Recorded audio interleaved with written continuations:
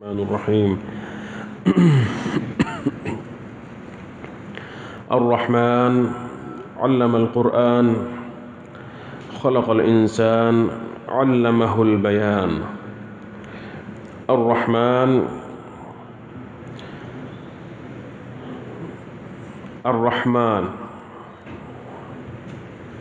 اللہ رب العزت کا عظیم علم اور صفت.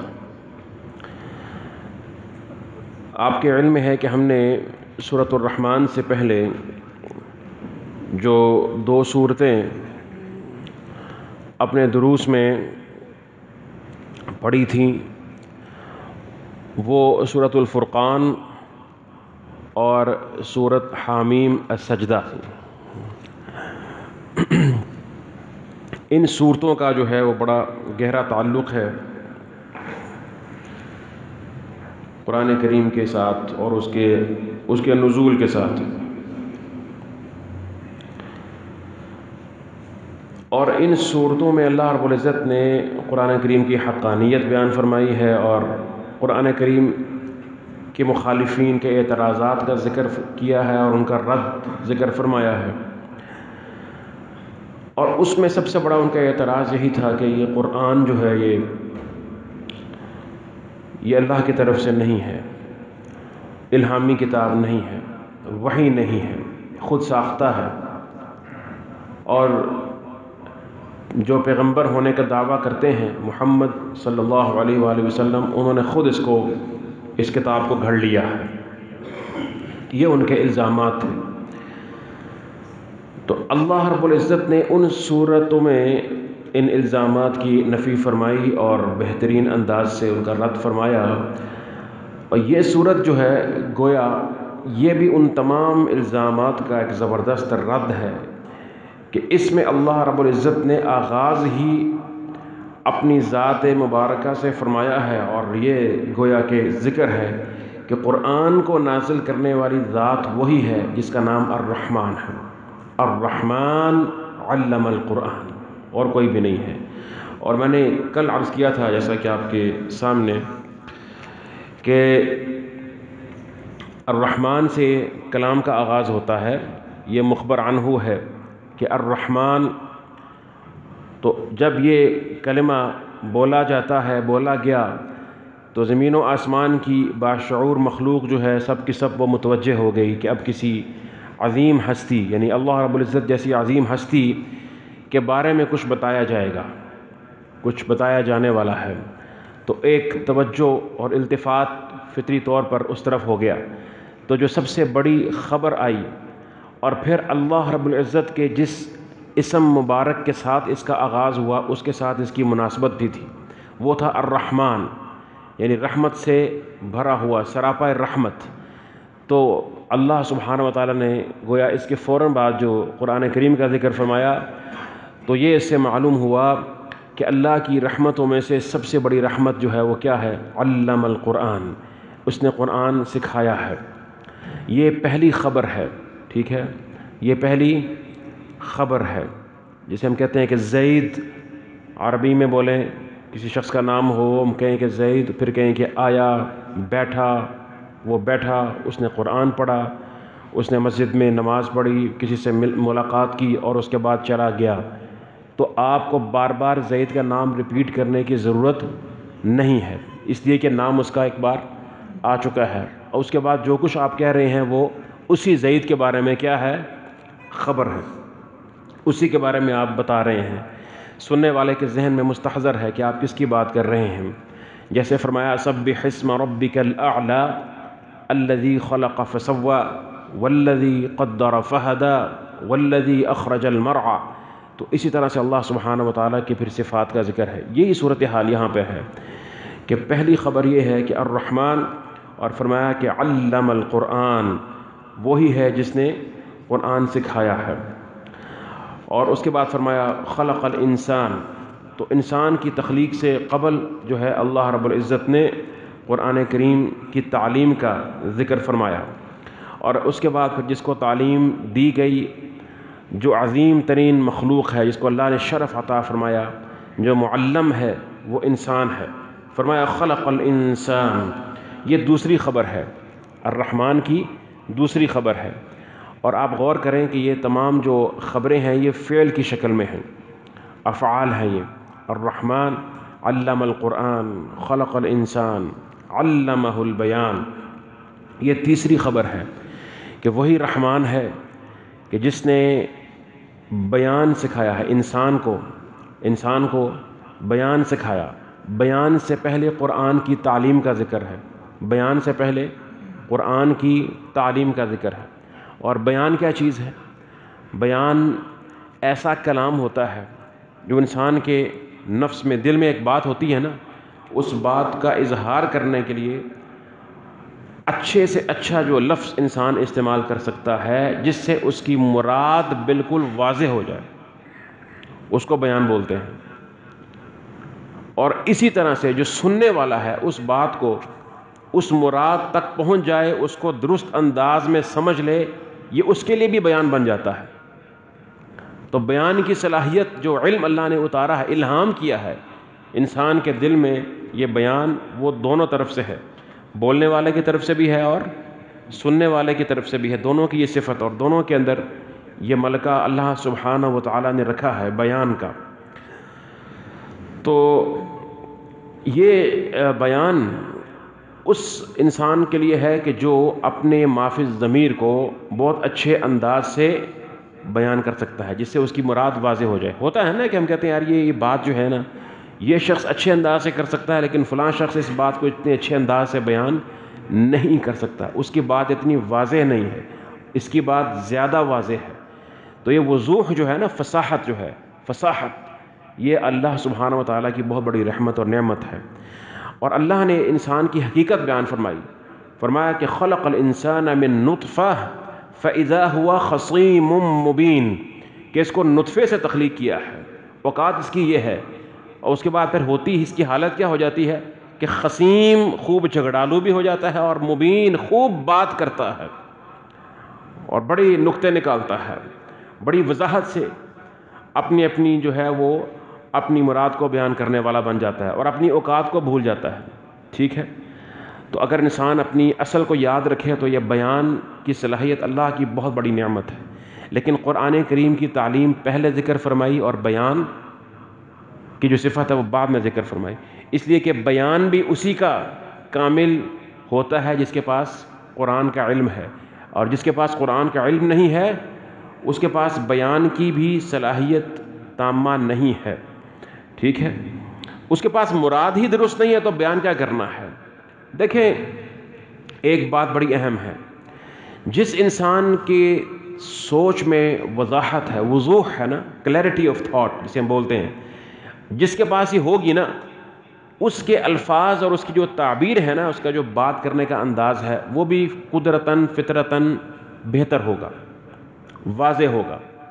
اور جس کو اپنی بات کی حقانیت کے بارے میں یقین نہیں ہے، یا خود اس کے کانسیپٹس کلیئر نہیں ہے، تصورات واضح نہیں ہیں اس کے دل میں، وہ لفاظی تو بڑی مار سکتا ہے، بڑی اصطلاحات بولے گا متاثر کرنے کے لیے مخاطب کو، یہ ڈر جائے اور اس کو میں مبہوت کر دوں، لیکن حقیقت یہ ہے کہ اس کی بات میں ہوتا کچھ بھی نہیں ہے۔ ٹھیک ہے، تو صرف الفاظ یا لفاظی کا نام بیان نہیں ہے۔ انما الکلام لفی الفؤاد وانما جعل اللسان علی الفؤاد دلیلا، عربی میں کہا جاتا ہے کہ یہ کلام جو ہے نا یہ لفظوں میں نہیں ہوتا، کلام اصل میں انسان کے دل کے اندر ہوتا ہے، زبان صرف اس دل والے کلام پر دلیل بنتی ہے۔ زبان کسی کی لغت عربی ہو سکتی ہے، کسی کی اردو ہو سکتی ہے، کسی کی انگریزی ہو سکتی ہے، کچھ بھی ہو سکتا ہے، لیکن کلام مراد سب کی ایک ہی ہو سکتی ہے۔ ٹھیک ہے نا، پانی لاؤ، اسی مراد کو ہر شخص اپنی زبان میں بیان کر سکتا ہے، لیکن مراد تو ایک ہے نا۔ اصل جو کلام ہے نا وہ کہاں ہوتا ہے؟ وہ دل کے اندر ہوتا ہے۔ اس لیے فرمایا کہ علم، جس کے پاس قرآن کا علم ہے، اور قرآن کا علم بھی وہ کہ قرآن کریم میں اللہ سبحانہ و تعالیٰ نے جو حدود بیان کی ہیں، جو مسائل بیان فرمائے ہیں، عقیدے کے علم ہے، توحید، عبادت اور فقہ ہے، ان کے جو اندر مسائل اور احکامات ہیں ان کا فرق جانتا ہو انسان۔ اللہ نے قرآن میں فرمایا کہ الاعراب اشد کفرا ونفاقا واجدر الا يعلموا حدود ما انزل اللہ علی رسولہ، کہ یہ جو بدوی لوگ ہیں نا، دیہاتی لوگ ہیں، فرمایا کہ یہ کفر و نفاق میں بہت سخت ہیں، اور سب سے زیادہ یہ لائق ہے ان لوگوں کے اللہ یعلموا حدود ما انزل اللہ علی رسولہ، کہ اللہ نے اپنے رسول پر جو نازل فرمایا ہے اس کی حدود نہ جانتے ہو۔ حدود کیا ہوتی ہیں؟ فرق کرنا، ایمان کیا ہے، تصدیق کیا ہے، اسلام کیا ہے، احسان کیا ہے، یہ حدود ہے نا۔ تو اللہ کے رسول سے سوال ہوا مل اسلام یا رسول اللہ صلی اللہ علیہ وسلم، تو جب آپ نے اسلام کی تعریف فرمائی تو ایمان کی تعریف کو مکس کیا، اس میں خلط کیا؟ نہیں کیا۔ جب اکٹھے آئے الگ الگ بیان فرمایا تو فرمایا اسلام یہ ہوتا ہے۔ پھر سوال ہوا مل ایمان یا رسول اللہ، تو آپ نے ایمان کی تعریف فرمائی الگ سے۔ پھر سوال ہوا کہ مل احسان یا رسول اللہ، احسان کیا چیز ہے؟ تو پھر آپ نے احسان کی تعریف الگ بیان فرمائی۔ تو آپ نے ان حدود کو الگ الگ بیان فرمایا، ان میں سے ہر ایک کی الگ حد ہے۔ تو جو انسان خلط کرتا ہے چیزوں میں، حدود میں، اس کے پاس علم صحیح نہیں ہوتا۔ علم سب سے پہلی چیز، علم کے اندر امتیاز ہے، فرق کرنا ہے، فرق ہونا چاہیے۔ ہم قرآن کریم پڑھ رہے ہیں، اللہ فرماتے ہیں علمہ البیان، میں نے اس کو بیان سکھایا۔ علمہ القرآن، یا علم القرآن، میں نے اسے قرآن سکھایا۔ اب قرآن کریم کے اندر بیان ہے کہ نہیں؟ بیان ہے۔ اس بیان تک پہنچنے کے لیے مجھے کیا چاہیے، کیا صلاحیت چاہیے؟ کہ میں اللہ رب العزت کے کلام میں، جو اللہ سبحانہ و تعالیٰ کا کلام ہے اور اللہ کے جو الفاظ ہیں ان میں فرق جان سکوں۔ اللہ نے جہاں فرمایا ہے لا ریب فیہ، وہاں لا شک فی نہیں ہے، ریبی ہے، ٹھیک ہے۔ اور جہاں فرمایا شک فی قلوبہ، یعنی شک کا ذکر بھی آیا ہے قرآن کریم میں، تو جہاں پر شک ہے وہاں پر شک ہے، وہاں پر ریب مراد نہیں ہے۔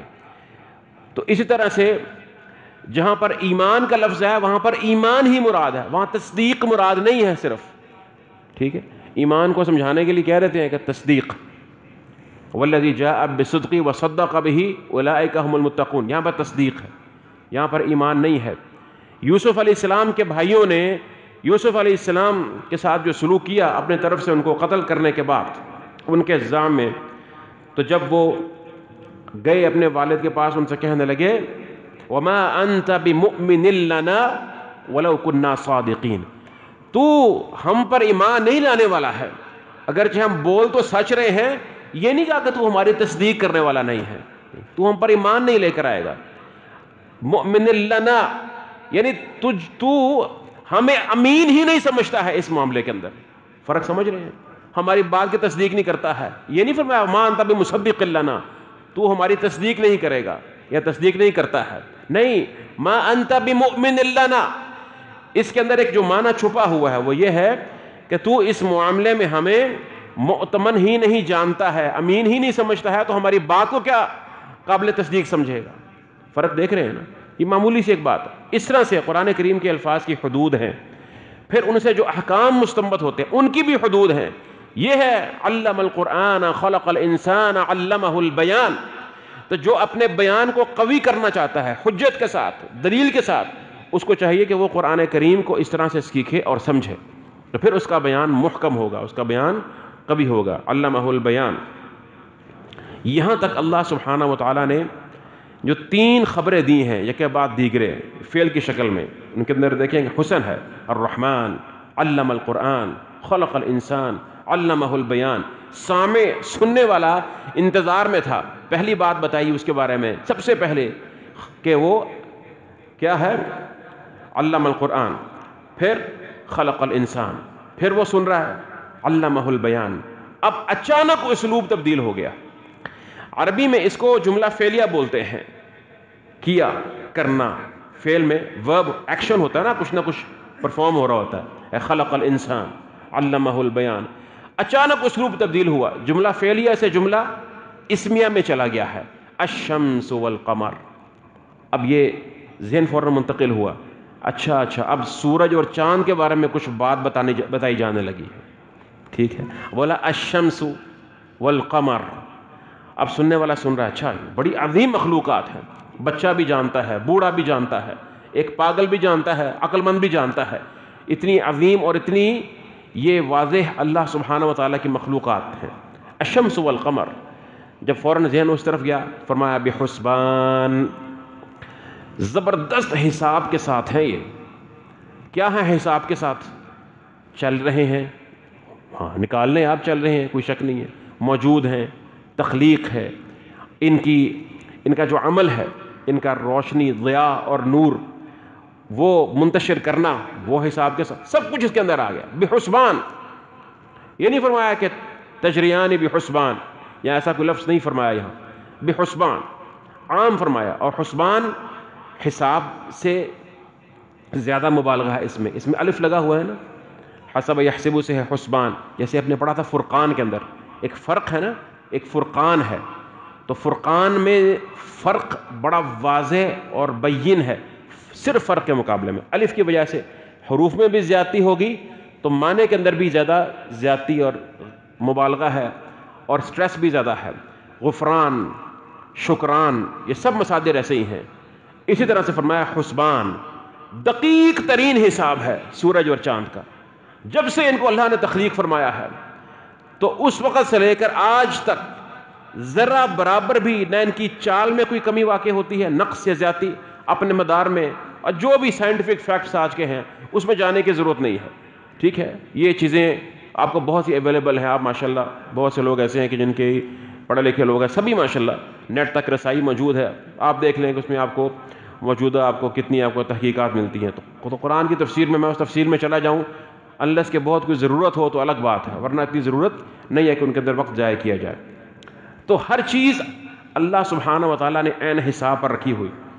تو کچھ لوگ یہ بات کرتے نظر آتے ہیں کہ جی ایسی سائنس نے تحقیقات کر دی ہیں کہ جی پہلے لوگوں کو اس آیت کی تفسیر سمجھ نہیں آ سکتی تھی، آج ان کو صحیح سمجھ میں آ گئی ہے. تو آج ہی 20ویں صدی کے اندر معلوم ہوا ہے، یہ 21ویں صدی کے اندر ان کو معلوم ہوا ہے کہ اس آیت کی تفسیر یہ تھی. یعنی ایسے بیوقوف لوگ بھی موجود ہیں.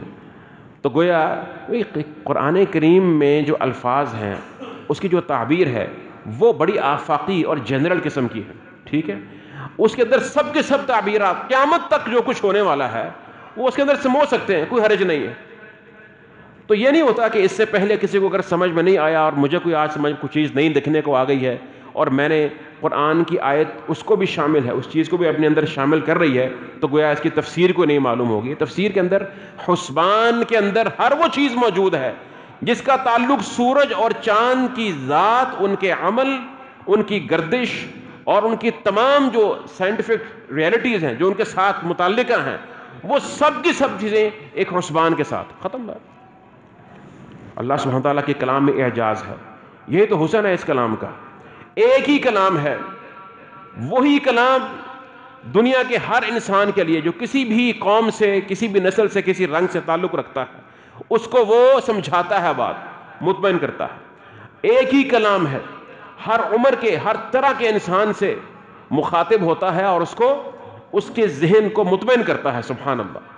اور ایک ہی کلام ہے جو کہ اپنے نزول سے لے کر قیامت تک آنے والے تمام ادوار کے لیے ہر دور کو مطمئن کرنے والا ہے اور اس کو بات سمجھانے اور سکھانے والا ہے. سبحان اللہ. ہے کہ نہیں معجزہ؟ جبکہ ہم یہاں پر موجود ہیں تو ہم بسا اوقات بولنے والا سوچتا ہے کہ یار میری مجلس میں مختلف جو لوگ ہیں، مختلف ان کا دائرہ کار ہے، عمل کا، علم کا، ان کے موضوعات مختلف ہیں، ان کا میدان کار مختلف ہے، تو میں ایسی بات کروں جو سب کو کچھ نہ کچھ سمجھ میں آ جائے. ٹھیک ہے، ہمارا کلام ناقص ہے. ہم اپنی بھرپور کوشش بھی کر لیں تب بھی ہم ایسا کلام نہیں لا سکتے جو ایک مجلس میں سب انسانوں کو برابر مطمئن کر دے، کجا یہ کہ جمیع انسانوں اور جمیع ادوار کے لیے ہو. تو یہ چیز ہے بحسبان. الشمس والقمر بحسبان. اور پھر فرمایا کہ والنجم والشجر یسجدان. اب یہ واو کے ساتھ عطف ہے اس کے اوپر، اور وہی اسلوب ہے. دیکھیں آپ، دو چیزیں وہاں تھی نا. یہ سورہ الرحمن کے اندر جو صوتی آہنگ ہے نا، یہ بڑا عجیب ہے، بڑا باکمال ہے، اور اس کے معنی کے اندر بھی اعجاز ہے. باقی قرآن کریم کے اندر کوئی شک نہیں ہے. بہرحال ہر سورت کے کچھ امتیازات ہوتے ہیں. تو فرمایا کہ والنجم والشجر یسجدان. النجم، الشجر، یہ دونوں سجدہ کر رہے ہیں، کرتے رہتے ہیں. یسجدان، اللہ نے فعل کے ساتھ ان کو ذکر فرمایا. ان کی دائمی صورتحال یہ ہے کہ یہ سجدہ کرتے رہتے ہیں. نجم سے مراد کچھ نے کہا کہ ستارے ہیں، اور کچھ نے کہا کہ ایسی جڑی بوٹیاں ہیں، سبزیاں ہیں، جو وغیرہ اور اس طرح کی چیزیں جن کا تنا نہیں ہوتا ہے، ساق نہیں ہے جن کا. ٹھیک ہے، دونوں مراد دیے جا سکتے ہیں، کوئی حرج نہیں ہے، لیکن راجح بات یہ ہے کہ اس سے مراد ستارے ہیں. کلام عرب میں دونوں مفہوم موجود ہیں. اللہ فرماتے ہیں کہ ومن آیات فرماتے ہیں کہ وَلِلَّهِ يَسْجُدُ مَنْ فِي السَّمَاوَاتِ وَالْأَرْضِ وَالشَّمْسُ وَالْقَمَرُ وَالنُّجُومُ وَالدَّوَابُ وَكَثِيرٌ مِّنَ النَّاسِ وَكَثِيرٌ حَقَّ عَلَيْهِ الْعَذَابُ، کہ اللہ ہی کے لیے سجدہ کرتے ہیں تمام مخلوقات، اور اس میں خاص طور پر پھر اللہ سبحانہ وتعالیٰ نے سورج کا، چاند کا اور ستاروں کا ذکر فرمایا. تو یہی مراد ہے کہ وَالنَّجْمُ وَالشَّجَرُ يَسْجُدَانِ، سجدہ اللہ سبحانہ وتعالیٰ کو کر رہے ہیں، یہ دونوں کر رہے ہیں. سجدہ کیا ہے ان کا یہ ہم نہیں جانتے، اس کی کیفیت اللہ سبحانہ وتعالیٰ جانتے ہیں. اب اس کو کوئی کہتا ہے کہ جی ان کی جو گردش کرنا ہے وہ سجدہ ہے، ان کا یہ فلاں عمل جو ہے وہ سجدہ ہے، یہ ایک تعویلات ہیں. ٹھیک ہے، جس بات کا ہمیں علم نہیں دیا گیا اس میں ہم حتمی طور پر کچھ بھی نہیں کہہ سکتے. اس کا علم اللہ کے سپرد کرنا چاہیے. ہمارا ایمان ہے کہ یہ اللہ کو سجدہ کر رہے ہیں. کس طرح سے کر رہے ہیں یہ اللہ سبحانہ وتعالیٰ بہتر جانتے ہیں. اب یہ جو دو آیات تھیں یہ ایک ہی اسلوب پر تھیں، الشمس والقمر بحسبان والنجم والشجر یسجدان، اور دونوں واو کے ساتھ اللہ سبحانہ وتعالیٰ نے ان کو بیان فرمایا، سجدہ کر رہے ہیں. اب اچانک اسلوب تبدیل ہوا ہے اور جملہ اسمیہ سے پھر جملہ فعلیہ میں چلا گیا. جملہ اسمیہ کے اندر ایک فرق ہوتا ہے کہ اس میں ایک شے کا ثبوت ہوتا ہے. جیسے آپ کہتے ہیں نا کہ زید قائم مثلا، کہ زید کھڑا ہوا ہے تو اس میں قیام کا ثبوت ہے. ٹھیک ہے، اس میں تجدد یا حدوث نہیں ہے. مطلب یہ ہے کہ فعل کے اندر ہوتا ہے ایک چیز ہوئی اور ختم ہو گئی، گیا، آیا، کھایا، یہی ہے نا، ہوا اور ختم ہو گیا. لیکن آپ جب بولتے ہیں کہ وہ ایسا ہے، کیا مطلب ہے؟ کہ اس کی حالت قائم ہے، وہ عالم ہے کا جو ترجمہ ہم اردو میں کرتے ہیں، عربی میں جملہ اسمیہ عام طور پر. ٹھیک ہے، اس میں ایک ثبوت ہے.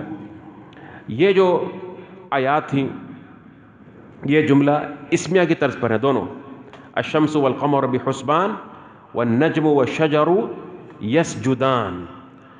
پھر فرمایا اللہ سبحانہ وتعالی، اب دوبارہ جملہ اسمیہ سے فعلیہ پر آ گیا ہے. اب دوبارہ ایک فعل کا ذکر ہونے لگا ہے، ایک کام ہوا اور ہو چکا ہے اور بہت عظیم کام ہوا. تو فرمایا والسماء رفعها. دیکھیے کہ یہ کلام اگر قرآن کریم کے علاوہ لکھا جائے تو ہم اس کو یوں لکھ سکتے ہیں ورفع السماء، اور اس نے بلند کیا آسمان کو. ٹھیک ہے، پہلے فعل آتا ہے، پھر عربی میں فاعل آتا ہے، اور اس کے بعد مفعول جو عام ترتیب ہے یہ ہوتی ہے.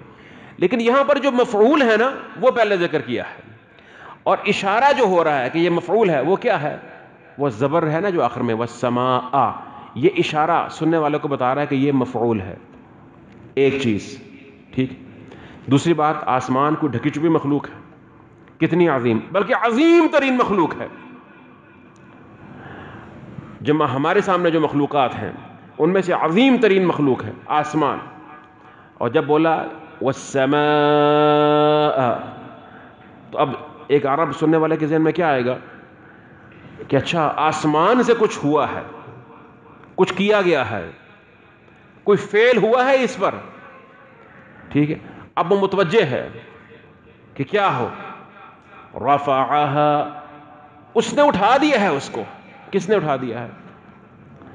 اللہ سبحانہ وتعالیٰ نے. وہ کہاں پر ذکر ہے کہ اللہ نے اٹھا دیا ہے؟ اس کے اندر موجود ہے، رفع کے اندر. ہاں، الرحمن کی طرف ہی جا رہا ہے.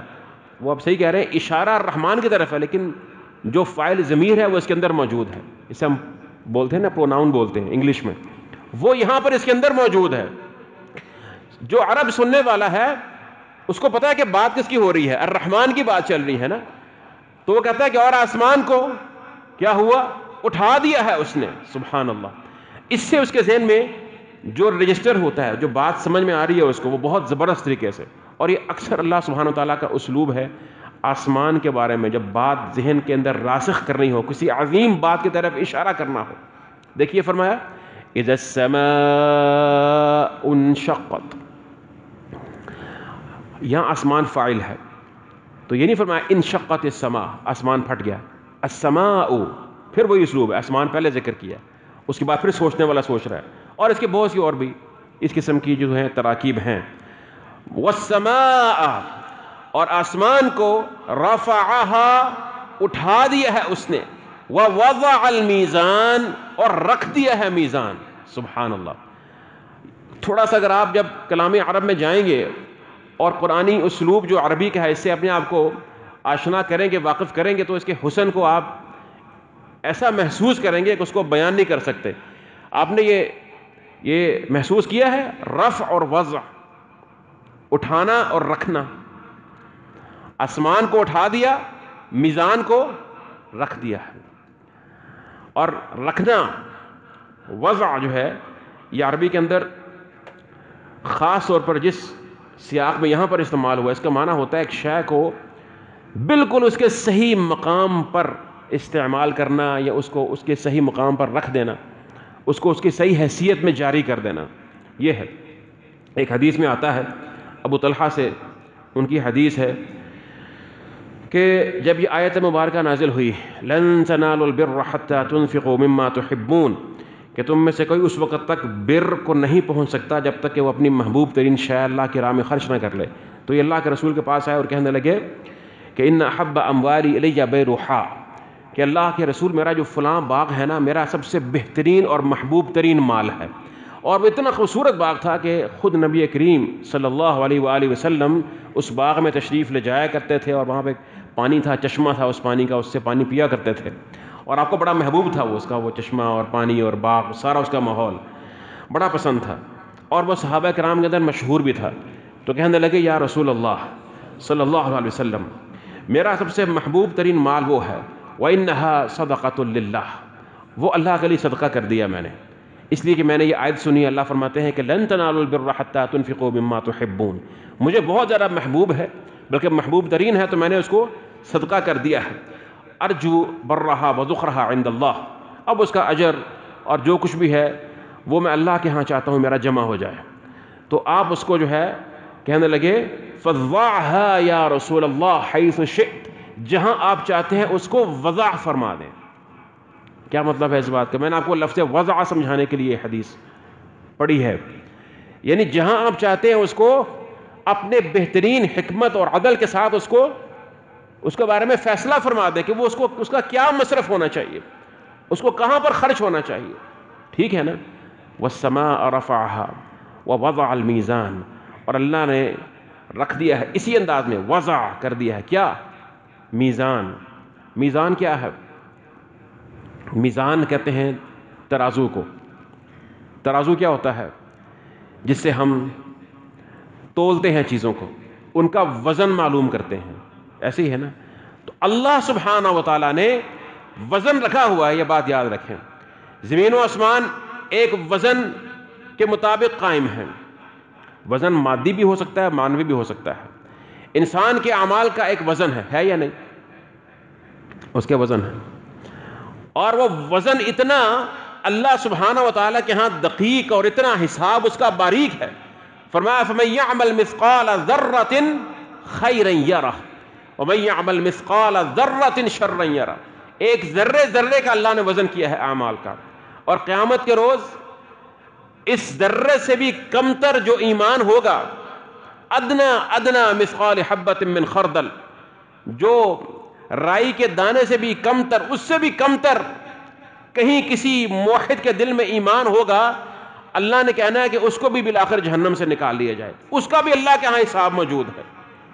اور اللہ کے ہاں اس وزن کو جاننے کے لیے اور انسان کے سامنے اس کے اعمال کا وزن ظاہر کرنے کے لیے پیمانے بھی ہیں، ترازو بھی ہیں. وَنَضَعُ الْمَوَازِينَ الْقِسْطَ لِيَوْمِ الْقِيَامَةِ، اللہ نے قیامت کے روز یہ موازین اور میزان کی جمع موازین، ترازو یہ قائم کر دینے ہیں، انصاف کے، عدل کے ترازو ہیں.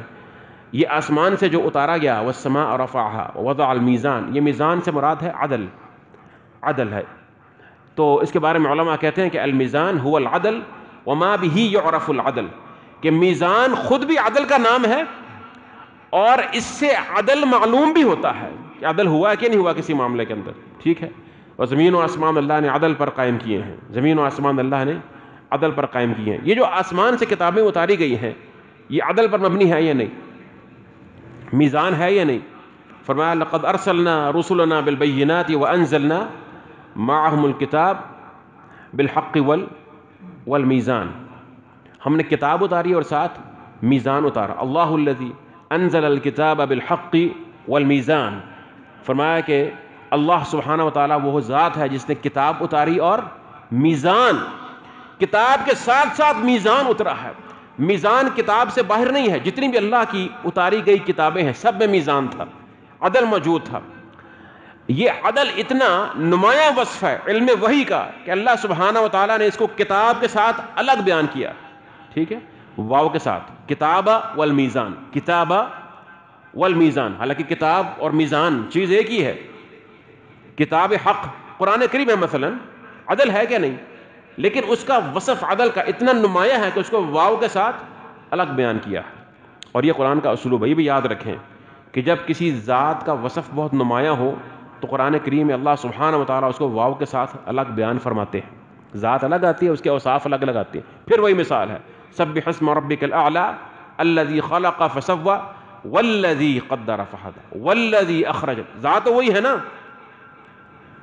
ربکم الاعلی، ذات وہی ہے، اوصاف اس کے الگ الگ بیان ہوتے ہیں واو کے ساتھ، واہ. ٹھیک ہے، کیونکہ ہر ایک کی اپنی اہمیت ہے. اسی طرح سے کتاب اور اس کا وصف العدل، اس عدل پر زمین و آسمان قائم ہے. یہ عدل ہر جگہ جاری و ساری ہے. آسمان بھی اسی عدل پر قائم ہے. آسمان فرجع البصر هل ترى من فطور ثم ارجع البصر كرتين ينقلب اليك البصر خاسئا وهو حسير. اللہ سبحانہ و تعالیٰ نے پھر زمین میں یہ عدل رکھا کہ انسان اس عدل کے مطابق چلیں. فرمایا اللہ تطغوا فی المیزان ووضع المیزان، اور رکھا اس نے میزان. کیوں؟ اللہ تطغوا فی المیزان، تاکہ تم میزان میں زیادتی یا سرکشی یا طغیان نہ کرو. طغیان کیا ہوتا ہے؟ حد سے گزر جانا، حد سے اونچا ہو جانا، بڑھ جانا، حد سے تجاوز کر جانا، یہ ہے طغیان. یہ طغیان ہے. تو فرمایا کہ میزان میں طغیان نہ کرو، اس لیے اللہ نے عدل رکھا ہے، اللہ نے میزان رکھا ہے. اللہ کی جو مخلوقات ہیں، جو اللہ سبحانہ و تعالیٰ نے جن کو تخلیق فرمایا، ان میں اللہ نے ایسا میزان رکھا ہے کہ وہ اس کی سرتابی نہیں کرتی ہیں. جیسے کہ سورج چاند کی گردش ہے، وہ عدل پر قائم اسی طرح چلتی رہے گی. انسان اور جن، یہ دو مخلوقات ایسی ہیں، ان کے لیے اللہ سبحانہ و تعالیٰ کا عدل اترا، اس کے بعد ان کو اختیار ہے کہ یہ اس عدل کو اختیار کریں یا نہ کریں. ان کو اللہ نے اختیار دیا ہے. اگر یہ عدل کو اختیار کریں گے تو زمین و آسمان میں اللہ کی رحمتیں اور برکات ہو جائیں گی. الرحمن کے اوصاف چل رہے ہیں نا، تو اس کی رحمت ظاہر ہو جائے گی. اگر عدل نہیں کرو گے تو بھی الرحمن کی رحمت ظاہر ہو جائے گی، اس کا عدل پھر بھی ظاہر ہو جائے گا. دونوں صورتوں میں عدل کرنا ضروری ہے. اور اللہ سبحانہ و تعالیٰ کے کلمات جو ہیں وہ عین عدل پر مبنی ہے. دو طرح کی کلمات. فرمایا وَتَمَّتْ كَلِمَةُ رَبِّكَ صِدْقًا وَعَدْلًا، کہ اللہ سبحانہ و تعالیٰ کے جو کلمات ہیں نا وہ کمال تک پہنچ گئے، سچائی کے اعتبار سے بھی اور عدل کے اعتبار سے بھی. سچائی ہوتی ہے خبروں میں، اللہ نے جو خبر دی ہے وہ سچ ہے، اور عدل ہوتا ہے حکم میں، اللہ نے جو حکم دیے ہیں ان میں عدل ہے، ان میں عدل ہے. تو یہ فرمایا کہ اللہ تطغوا فی المیزان، تاکہ تم میزان میں زیادتی نہ کرو. وَأَقِيمُوا الْوَزْنَ بِالْقِسْطِ، پھر ذکر ہوا ہے. ان تین آیتوں میں جو ہے وہ 3 دفعہ ذکر ہے. بیٹا پنکھے چلا دیں، کاشا پنکھے چلا دیں، اے سی بند ہوئے ہیں. 3 دفعہ ذکر ہے، بس ہم ختم کرنے والے ہیں اپنے موضوع کو. فرمایا وَأَقِيمُوا الْوَزْنَ بِالْقِسْطِ، اور قائم کرو وزن کو انصاف کے ساتھ، یا پورا تول کرو انصاف کے ساتھ. قائم وَأَقِيمُوا الْوَزْنَ، یہاں پر اقامت کا لفظ ہے. قرآن میں پڑھتے ہیں وَيُقِيمُونَ الصَّلَاةَ، پڑھتے ہیں نا، تو کیا مطلب ہے؟ نماز کو قائم کرو. نماز پڑھو یہ مراد ہے اس سے. قائم کرنا کیا ہوتا ہے نماز کا؟ نماز کی اقامت کیا ہے؟ یصلون الصلاۃ یا یؤدون الصلاۃ نہیں فرمایا، فرمایا یقیمون الصلاۃ، نماز کو قائم کرتے ہیں. مطلب یہ ہے کہ نماز کو اپنی مکمل ظاہری اور باطنی شرائط اور اس کے احکامات اور اس کے وقت پر ادا کرنا، اور جو ضوابط جو کچھ بھی ہے اس کے اندر، ان تمام کے ساتھ جو نماز کو ادا کرتے ہیں اور پھر اس کو قائم بھی کرتے ہیں، اس کو جاری بھی کر دیتے ہیں. یروجونہا، مفسرین نے، صحابہ کرام نے اور علماء نے تفسیر کی ہے کہ اس کو ترویج دیتے ہیں، اس کو اپنے وقت پر ادا کرتے ہیں. اور اسی طرح سے پھر اس کے اندر خشوع بھی ہے ان کے باطن میں، اور اس کے ظاہری اطمینان اور تعدید الارکان سب کچھ موجود ہے. یہی چیز یہاں پر ہے کہ وزن جب کرو، یہاں پر وزن ہے وہ عقیم الوزن کہتے ہیں تولنے کو. وزن کیا ہے؟ تولنا، یعنی وزن کرنا. یہاں مصدر کے معنی میں ہے کہ تم اس کو قائم کرو تو انصاف کے ساتھ قائم کرو. ولا تخسر المیزان، اور پھر دوبارہ میزان بول دیا ہے کہ میزان میں نقص نہ کرو، میزان میں کمی نہ کرو. میزان میں کمی ہوگی تو کیا ہوگا کہ جو چیز اس سے تولی جائے گی اور جو کسی صاحب حق کو وہ چیز تول کر دی جائے گی، اس کو حق پورا ملے گا؟ نہیں ملے گا، اس میں نقص اور کمی واقع ہو جائے گی. تو فرمایا کہ لا تخسر المیزان، میزان میں نقص پیدا نہ کرو. سبحان اللہ، اللہ سبحانہ و تعالیٰ نے وزن کو اور اوزان کو بڑی اہمیت دی ہے. یہ کچھ احادیث ہیں، نبی کریم نے فرمایا ما بخس قوم المکیال والمیزان الا اخذوا بالسنین وشدت المؤنۃ وجور السلطان. صحیح حدیث ہے، فرمایا کوئی قوم ایسی نہیں ہے جو ماپ اور تول میں کمی کرتی ہے، خسارہ پیدا کرتی ہے، نقصان کرتی ہے. ماپ اور تول میں کرپشن جس کو بولتے ہیں ہم. دو چیزیں ہیں نا آپ کے سکیلز میں، جو موٹی موٹی چیزیں ہیں، ایک وزن ہوتا ہے چیز کا اور ایک اس کا حجم ہوتا ہے، دو ہی چیزیں ہیں نا. اور مکیال اور میزان، ایک صورت ہے قرآن کریم میں، وہ شروع یہاں سے ہوتی ہے ویل للمطففین، کہ بربادی ہو جائے ان کے لیے. کن کے لیے؟ جو ناپ تول میں کمی کرتے ہیں. الذین اذا اکتالوا علی الناس یستوفون واذا کالوہم او وزنوہم یخسرون الا یظن اولئک انہم مبعوثون لیوم عظیم یوم یقوم الناس لرب العالمین. دیکھو فرمایا رب کے سامنے قیام کرنے سے یہ ڈرتے نہیں ہیں. تو جو وہاں پر قائم ہونے سے، قیام کرنے سے ڈرتا نہیں ہے، وہ دنیا میں اللہ کے میزان کو کیا قائم کرے گا؟ فرمایا وَأَقِيمُوا الْوَزْنَ بِالْقِسْطِ وَلَا تُخْسِرُوا الْمِيزَانَ، اور اس میزان میں خسارہ نہیں کرو. جو لوگوں کو دیتے ہو وہ پورا پورا ان کو ادا کرو اور اس وزن کا خیال کرو. اور یہ صرف ناپ تول کی بات نہیں ہے، ایک بڑی اس میں اہم بات ہے، ہمارا بس سبق ختم ہوا ہے، وہ یہ ہے کہ دیکھو اللہ سبحانہ و تعالیٰ کی عظمت اور اس کے کلام کا اعجاز. کتنی طرح کی میجرمنٹس ہیں دنیا میں جو انسان نے آج بنا لی ہیں، اور صاف ہے چیزوں کے، مساحت ہے، مسافت ہے، اور وزن ہے، کیل ہے، ماپ تول ہے، اس طرح سے پھر دباؤ ہے، ٹھیک ہے نا، اور پھر گرمی ہے، سردی ہے، درجہ حرارت جس کو بولتے ہیں، پریشر ہے، سکیلز ہیں، کتنی میجرمنٹس ہیں، اور بے تحاشا اور بھی ہیں سائنٹیفک. اگر آپ دیکھیں ڈینسٹی ہے مثلا، ٹھیک ہے، بے شمار چیزیں ہیں آپ کے، وہ یونٹس ہیں جن میں آپ چیزوں کو کیا کرتے ہیں، میجرمنٹ کرتے ہیں ان کے. سبحان اللہ، یہ سب اس کے اندر آ جاتا ہے. کتنی جامع آیت ہے، اقیم الوزن بالقسط. اور سب سے بڑی چیز، سب سے جو بڑا وزن ہے وہ کیا ہے جس کے بارے میں انسان کو فکر مند رہنا چاہیے؟ وہ کون سا وزن ہے؟ اعمال کا وزن ہے. فرمایا لا يعزب عنه مثقال ذرة في السماوات ولا في الارض، ایک ذرہ برابر بھی اللہ سبحانہ و تعالیٰ سے چھپا نہیں ہوا ہے، نہ زمین میں نہ آسمان میں. تو فرمایا کہ یہ جو تمہارے وزن ہے نا، یہ قیامت کے روز ظاہر ہو جانے ہیں تمہارے اعمال کے. اس کا بار بار ذکر کیا، والوزن یومئذ الحق. فرمایا یہ تو ہونا ہی ہونا ہے وزن، اس روز کا جو وزن ہے یہ بہت بڑی حقانیت ہے. فمن ثقلت موازینہ فاولئک هم المفلحون. بس جس کے موازین بھاری ہو گئے، پلڑا بھاری ہو گیا اعمال صالحہ کا، وہ تو فلاح پا گیا. ومن خفت موازینہ فاولئک الذین خسروا انفسهم وهم فی جہنم خالدون. وہ برباد ہو گیا. ولا تخسر المیزان، جس نے میزان کو یہاں اخسار کر دیا وہ خود وہاں پہ خسارے میں آ گیا. تو میرے بھائیوں یہ بڑی جامع آیت ہے، صرف ناپ تول تک محدود نہیں، اگرچہ ناپ تول اس کا ایک بہت اہم جز ہے، اس لیے اللہ سبحانہ و تعالیٰ نے اس کو الگ سے بیان فرمایا۔ قوم شعیب پر جو عذاب آیا تھا اسی وجہ سے آیا تھا نا، اوفوا الکیل والمیزان، ان کو یہی کہا تھا کہ یہ کام چھوڑ دو، کیونکہ یہ بڑی اہم بات، یہ بات یاد رکھیے، جو انسان وزن کرنے میں، ناپ تول کرنے میں کرپشن کرتا ہے، خسارہ کرتا ہے، یقینی بات ہے کہ وہ زندگی کے باقی معاملات میں عدل نہیں کرے گا، کیونکہ عدل ایک کلی ہے، یہ نہیں کہ کہیں پر ہے تو کہیں پر نہیں ہے، اگر ہے تو ہے، اگر نہیں ہے تو نہیں ہے۔ اگر اس کے پاس عدل کی صفت ہے تو اس کی بات میں بھی عدل نظر آئے گا۔ وَإِذَا قُلْتُمْ فَعْدِلُوا، فرمایا جب بولو تو عدل کرو، اللہ کا قرآن کہتا ہے جب بولنا ہے تو یہ نہیں کہ میرے بھائی کے خلاف جاتی ہے، میرے والد کے خلاف جاتی ہے، یہ کس کے حق میں جا رہی ہے، اس کو دیکھ کر فیصلہ نہیں کرنا ہے، اللہ کے میزان کو دیکھ کر فیصلہ کرنا ہے کہ عدل کیا ہے، انصاف کیا ہے، اور اس کے مطابق پھر بات کرنی ہے۔ وَإِذَا قُلْتُمْ فَعْدِلُوا، تو یہ عدل جو ہے یہ ہر جگہ پہ نظر آنا چاہیے۔